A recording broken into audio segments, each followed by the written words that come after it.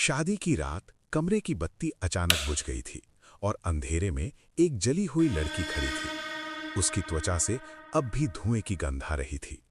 वो लड़की धीरे धीरे दूल्हे की ओर बढ़ रही थी और कमरे की दीवारों पर उसकी परछाई टेढ़ी मेढ़ी हिल रही थी।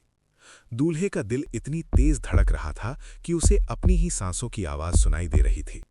उस लड़के का नाम आरव था। वो उसी पुराने घर में शादी के बाद पहली रात बिताने आया था जो उसकी दादी का पुश्तैनी मकान था। बाहर बारात जा चुकी थी, घर सुनसान हो चुका था और कमरे में सिर्फ आरव और उसकी नई जिंदगी की शुरुआत थी।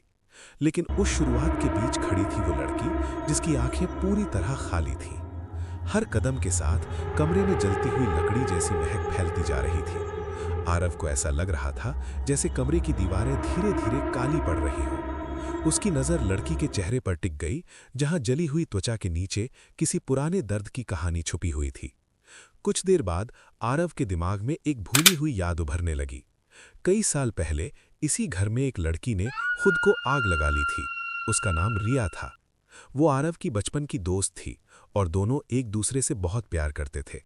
लेकिन अचानक परिवार के दबाव में आरव की शादी किसी और से तय कर दी गई थी।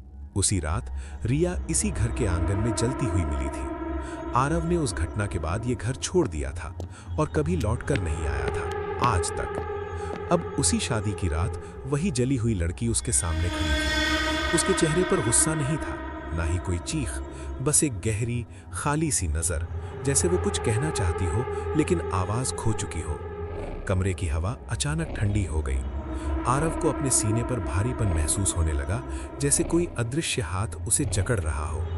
उसकी आंखें लड़की की आंखों में अटक गईं और उसी पल उसे एहसास हुआ कि वो लड़की उसे नुकसान पहुंचाने नहीं आई थी, वो कुछ याद दिलाने आई थी। धीरे धीरे लड़की का शरीर धुएं में बदलने लगा और कमरे में एक जलती हुई गंध और एक अजीब सी शांति फैल गई। कुछ सेकंड बाद वो पूरी तरह गायब हो चुकी थी।